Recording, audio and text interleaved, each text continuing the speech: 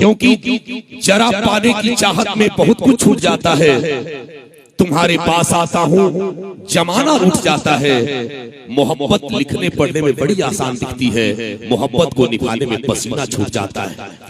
एक ऐसा लड़का जिसने पूरे देश और दुनिया में भोजपुरी का डंका बजवाया, वो असाधारण व्यक्तित्व कोई और है। वो कौन हो सकता है? जमी के जिस्म पर चादर सी डाल देता है, दरख्त धूप को साए में ढाल देता है। ये भोजपुरी का सुपरस्टार, स्टारों का स्टार है। जब भी बोलता है कलेजा निकाल देता है। मैं एक बात कहूं साहब, ये हल्की दाढ़ी पर मुस्कुराने वाला आदमी हाफ कट हंसता है। ये धोनी की तरह, शतक की तरह हंसता है। ये आधा हंसता है आधा मुस्कुराता है। लड़कियों को पता ही नहीं चलता हंसता है कि मुस्कुराता है। इतना सुंदर भोजपुरी का स्टार, तब जाके कहूंगा कि जिंदगी को खुद का तलफकार नहीं होने दिया।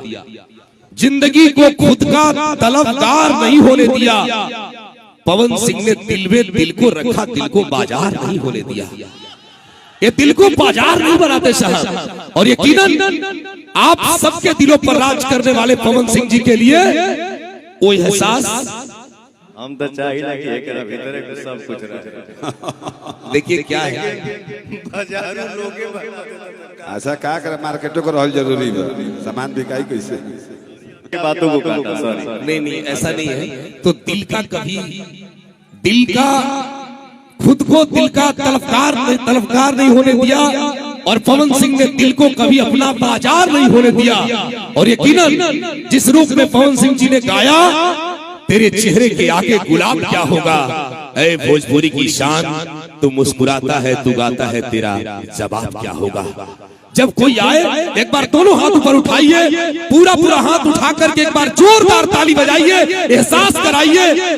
ये जो आप जो कह रहे थे गांधी मैदान से लेके पूरी घटना को, अरे आप में तो ताकत है कि पूरी घटना बदल दे। आप में वो ताकत है कि आप सबको, एक ऐसा खूबसूरत हाथ है कि जिसके कंधे पर पड़ता है वो सुपरस्टार हो जाता है। एक ऐसा हाथ है जिसको हारमोनियम पकड़ के बता दे वो गाने लगता हो। और जितने लोग मंचों पर बैठे हैं, सीना ठोक के कहिए, जब ये व्यक्ति गाता है तो चांद भी मुस्कुरा के कहता है, पवन सिंह तू गजल गाता है तो इस करने का मन करता है। इसलिए ये झूठी बड़ाई नहीं है। ये दुनिया के सभी सुपरस्टार को आप चाहें तो अपनी पंक्तियों में खड़ा कर सकते हैं। इसलिए भोजपुरी को नाज है, यदि हिंदी सिनेमा को नाज है कि हमारे पास अमिताभ बच्चन है, क्रिकेट को नाज है कि हमारे पास सचिन तेंदुलकर है, तो हम भोजपुरी वासियों को नाज है कि हमारे पास पवन सिंह है। खा गेला जीदी जी के व्यास जी जीदी जी के खा गई। भाई जो बोला, बिक्कू मेरा छोटा भाई है, धाना श्री कुमार बिक्कू जी, रोशन सिंह जी हैं सुपरस्टार राइटर, हमारे मित्र हैं सरबजीत सिंह जी, सुपरस्टार गायिका शिवानी सिंह जी बैठे हैं, सोना सिंह जी बैठे हैं। देखिए मरियम बहुत गंभीर लड़की है, बहुत एक छोटा सा कोहिनूर हम लोगों के बीच में आया हुआ है, बैठा हुआ है, जिसका नाम है प्रियांशु सिंह। उठ जा बेटा।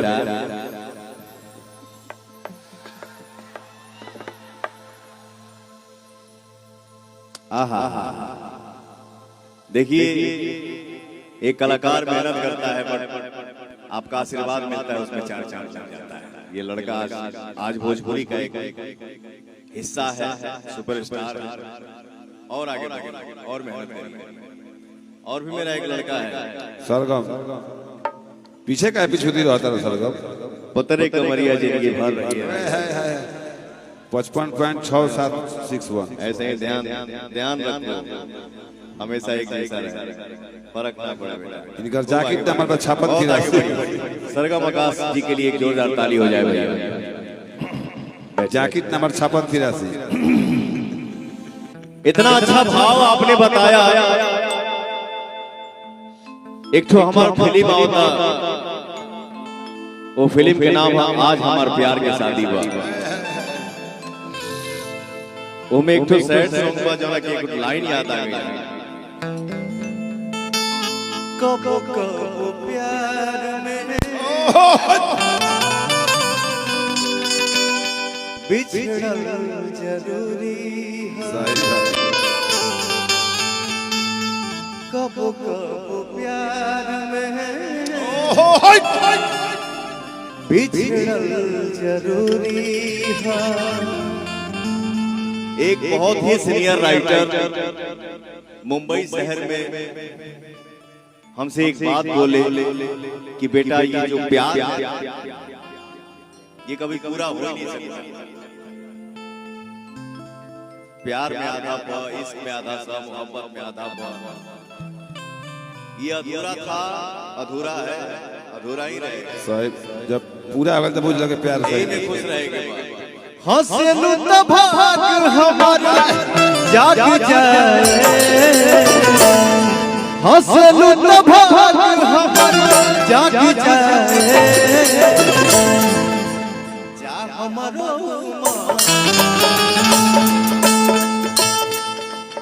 कितना अच्छा लागेला जब पौनवा गावेला।